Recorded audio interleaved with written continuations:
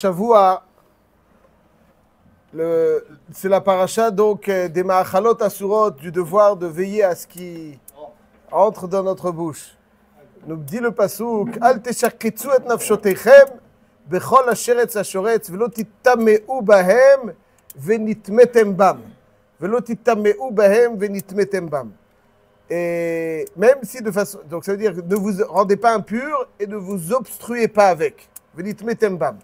Et même si, de façon générale, toutes les avérotes obstruent la clarté de l'esprit d'une personne, mais Ma'achalot Asurot, tout particulièrement, Venitmetem bam, c'est quelque chose qui obstrue de façon très poussée l'esprit, la clarté de l'esprit d'une personne. Quelqu'un qui mange des bêtises, alors il ne peut même pas malheureusement espérer avoir une compréhension lucide de la vie. Il est tellement souillé. Il y a des couches et des couches et des couches et des couches sur son esprit. Il ne peut pas. Comment il va comprendre quoi que ce soit à la Torah? Comment il va comprendre comme ça à la vie? Et pour mettre en relief cette idée, je vous propose une question qui a été posée donc dans le Rosh, Masechet Yoma, Perekhet, Siman Yud Dalet. Nous dit le Rosh, Alou et Avad. Il y a une question qui a été posée au Ra'avad. Chole sheyesh bo sakana imlo yochal basar. Donc on est Shabbat et puis il y a un pikuach nefesh. Il faut impérativement qu'il mange de la viande. Im yesh lefanav nevela ve'en shachut. Donc là devant une nevela, mais il n'y a pas de basar shachut, il n'y a pas de viande kshera. Est-ce qu'on va lui faire la shrita Shabbat? On lui donne la nevela. Et Rabbeinu Meir, le Maharam de Rothenburg, le maître du Rosh, a donné donc, il y a ça débat là-bas, on va se focaliser sur la réponse du Maharam de Rothenburg qu'il va falloir un peu expliquer. Il dit, Efshiv bitshuva al ze, ve'evi dimyon me'ochel nefesh biyom tov, de shochatin biyom tov. Il dit, Keivan she'itirat, donc ça veut dire que la shrita est muteret à yom tov. Il dit le Maharam de Rothenburg, Keivan she'itirat Torah pikuach nefesh, avec kol mlacha she'oseh b'Shabbat bishvil chole sheyesh bo sakana כאילו עשה bechol. C'est bashma du Maharam de Rothenburg que pikuach nefesh hutra b'Shabbat. Est-ce que c'est dechouya ou hutra? C'est-à-dire lorsque la Torah nous dit dans la sugia ici de Yoma Pechet vachai behem velo sheyamut behem, c'est-à-dire que les mitzvot ont été donnés pour insuffler de la vie et non le contraire. En conséquence, si, en respectant une des 613 mitzvot, à part les 3 graves, et ça porte atteinte à la vie, alors les mitzvot ne sont pas en vigueur dans pareil cas, elles sont en vigueur que si elles t'insufflent de la vie. Si c'est le cas contraire, non. Azidi, donc c'est moutard. La Torah ne donne pas d'injonction donc dans ce pareil cas, donc c'est moutard. C'est quelqu'un qui est shochet à Shabbat, quand il y a un cas de pikuach nefesh, c'est comme s'il était shochet bechol. Les lois de Shabbat et les restrictions de Shabbat ne sont pas en vigueur en cas de pikuach nefesh. C'est pas des chouya que, bon, on transgresse quelque chose, mais bon, quand on a sur la balance, la vie et transgresser le Shabbat, c'est la vie qui l'emporte. Non, c'est considéré comme si on ne transgresserait rien. Il n'y a aucune transgression. Aucune transgression. Pourquoi? Parce que c'est considéré comme si c'était chol. Pikuach nefesh, c'est comme si c'était chol. Shabbat, c'est comme si c'était chol. Donc il te dit, ve'echad ikatri isure ma'achilin oto akal. Et là il continue et il dit, en conséquence, si lorsque je fais la shrita Shabbat, c'est considéré comme si, pour un pikuach nefesh, c'est considéré comme si je faisais par le chol. Il y a une grande règle qui nous dit que toujours il faut chercher le issour le plus calme. Ça veut dire que lorsque il y a pikuach nefesh et qu'il faut donner à manger, alors on cherche le plus calme. Il y a des issourim qui sont bélaves, il y a des issourim qui sont békaret. Il faut toujours chercher le plus calme. Alors c'est quoi le plus calme ici? Shabbat. Pourquoi? Parce que Shabbat outra. Donc c'est plus calme. Avala nevela ma'achalat asur. Varier reviala.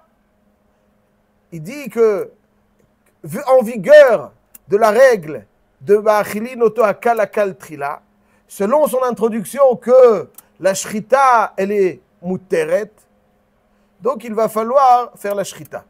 Juste je précise, shrita, quelqu'un qui mechalel Shabbat, c'est karet. Quelqu'un qui mange un aliment non kasher, c'est un lave. Voilà, donc il y a quelque chose d'intéressant. Comment ça se fait qu'on... C'était la question qu'on a posée. Ouais, c'est la question qu'on a posée au Ravad. Là, c'est karet et ça, c'est là. Qu'est-ce qu'il te dit le Maharam de Rothenburg? Oui, tu sais, parce que là, c'est outra. Comme c'est pikuach nefesh, donc tu peux pas, donc tu peux pas dire que la shrita c'est plus rabo, parce que c'est outra. Donc si c'est outra, il y a pas de issour bichlal. Et alors, Shoel Abet Meir, Reb Meir, Pevzner, Posner, il demande, mais dans Siman Shin Chafret Orachaim, il dit, mais le lave de Nevela aussi outra. Si tu dis que Shabbat outra, Nevela aussi c'est outra. Or, donc, pourquoi ne pas lui donner arrêt le plus calme? Toi-même, tu dis que même quand outra, la Torah elle te permet le issour le plus calme. C'est ça qu'il dit. La Torah elle te permet, c'est pas qu'elle te permet le issour le plus calme. Nous, alors c'est quoi le plus calme? Alors toi tu dis Shabbat outra. Shkoyach, avec même Nevela c'est outra. Or, Nevela c'est plus calme. Alors pourquoi on lui fait un shrita? Qu'est-ce qu'il dit ici le Maharam de Rothenburg? Qu'est-ce qu'il dit pour? Qu'est-ce qu'il dit? Pikuach de Shabbat. Top. Ça, c'est donc la shéla qu'on peut poser sur le Maharam de Rothenburg.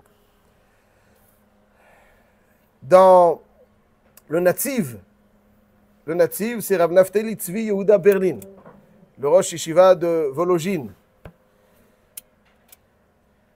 Fondateur du Yeshiva de Vologine, c'est Reb Chaim Vologine, l'élève du Gaon de Vilna.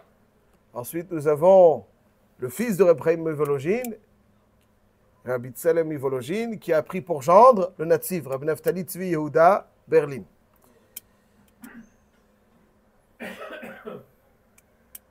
Bon. Une autre fois, il y a beaucoup, c'est chargé. Bon, en tout cas, il dit dans le Natziv, il a un pirouche Hemek Davar. Et dans ce pirouche Hemek Davar, il a aussi un pirouche qui s'appelle Harchev Davar, où il développe. Dans Dvarim, Perek Vav, et il dit comme ça. Il dit,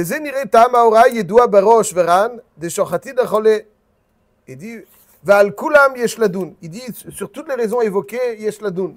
Donc déjà, même la raison quoi, yesh ladun. Mais il dit, Ivran nir'e le'ochiach ikaradin. Il y a marqué dans Masechet Yoma, mi she'achazu bolmus, ma'achilin oto afilu dvarim tmeim. Ça veut dire quelqu'un qui a Yom Kippour a une forme de boulimie, c'est-à-dire il a besoin de manger quelque chose. Ouais, il y a phénomène, aujourd'hui, je ne sais pas comment ça se traduit exactement, mais il est mal, il faut qu'il mange quelque chose. Donc, alors, alors il demande le afilou dvarim tmeim, même quelque chose de pas kasher. Afilou dvarim tmeim, pas kasher. C'est quoi même quelque chose de pas kasher? Si déjà tu lui donnes à manger Yom Kippour, Yom Kippour c'est mes karet. Alors, si tu transgresses un karet pour la vie, à la Chad Kama V'Chama que tu transgresseras un lave, alors c'est quoi afilou dvarim tmeim? C'est pas shoot. C'est Kalvachoimer. Si déjà tu lui donnes à manger Yom Kippour pour lui sauver la vie, alors que c'est karet, alachad kama v'chama, après s'il y a filou dvarim tmeim. Il dit le natif, et la noach, la avor, alisur, karet, bilehachil, dvarisur. Il dit oui, afilou dvarim tmeim, parce qu'il y avait une éventualité, parce qu'il est plus logique, plus évident de faire manger quelque chose kasher, même si on transgresse un karet, plutôt que de me faire manger quelque chose de tamé. C'est ça, afilou dvarim tmeim. Pourtant, c'est un lave. Bishum chez dvarim tmeim metamtemim beyoter. Ou bishum achi tane bebraita tevel unvela ma'achilin nevela v'kaché pshita zebela v'zebemita. Il y a marqué tevel unvela, et ça c'est mita b'nei shamayim, tevel yad la trouba, on n'a pas encore prévu la trouba. Nevela c'est un lave. Alors il y a marqué tevel unvela ma'achilin nevela. Ma'achidouche, arrête ça c'est vadaï, ça c'est mita. Il dit, tout l'idée tevel vaorla, et la kabashala, afilou nevela de mitamtem beyoter. Il dit, veze nir'e, donc il dit le natif que la raison pour laquelle on lui fait manger la shruta et pas la nevela, même si c'est plus calme. Mais même quelqu'un qui mange par pikuach nefesh, même quelqu'un qui mange quelque chose de non kasher par pikuach nefesh, ça laisse des traces. Même une fois. Ça laisse des traces, même une fois, même une demi-fois. Parce que la fois suivante, il va remanger normalement, il va guérir, donc il ne mange plus non cachère. Donc même une fois ça... Il y a une tache. Vous savez que sur les chemises, des fois, vous avez des taches. Ça ne s'enlève pas. C'est à vie. Rien n'est à vie. Aval, il faut frotter. Il faut frotter. Il faut frotter. Il faut frotter. Il faut frotter. Et c'est pour ça que même si c'est piquoach nefesh, on aurait dit piquoach nefesh, c'est boutard. Arrête, c'est boutard. Il dit que même quand c'est piquoach nefesh, quand même, c'est donc ça, c'est le yesod. Donc il faut frotter. Chaque quand quelqu'un, c'est là, c'est Vada Kadosh Baruch Hu. Il y a marqué à la fin de Masechet Yoma, Ashrechem Israël. לפני מי אתם מתארים ומי מתאר אתכם? אביכם שבשמיים. שנאמר, מקווה ישראל השם. השם מקווה ישראל. ודאי, ודאי, פשוט, rien qui est. אבל על כל פנים, quand on cherche, il faut ça. Ça, on peut dire que c'est ça le pshat dans le Maharam de Rothenburg. Le pshat dans le Maharam de Rothenburg, c'est que ça, c'est outra. Tout est outra. Mais c'est vrai que même Nevela, c'est outra. Aval al kol panim, on lui donne le plus calme.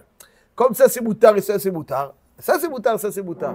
Aval, l'impact de la Nevela, elle est grande. Donc, là, toi, tu considères ce qui est moutard et ce qui est tahor, plutôt que quelque chose qui va, d'une certaine façon, puisque tout est outra, alors c'est ce qu'il y a, le din de Kal, c'est ce qui va impacter le moins.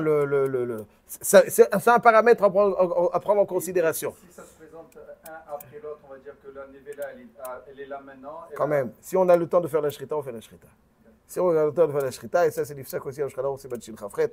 Ça c'est donc la khumra de... Je termine là-dessus avec votre permission en quelques phrases. Il y a un prix Hadash qui dit, dans Siman Pe'alev je crois, il dit que, à son époque, il y a 400 ans, il dit que des fois on voit des enfants qui grandissent tranquilles, et tout d'un coup, hop, on ne sait pas où il dit pourquoi, Makara, ils étaient tout mignons. Il dit parce qu'on leur a donné à manger des choses qu'on n'aurait pas dû leur donner à manger.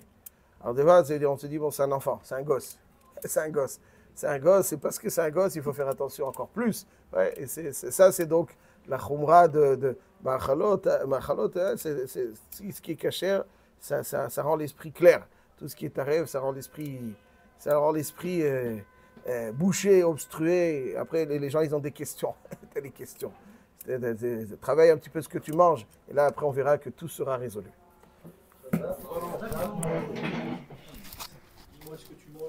C'est qui tu es? Ah ben non, Mazal Tov, mec. Comment c'est passé? Très très bien, mon frère. Ah oui, j'ai oublié.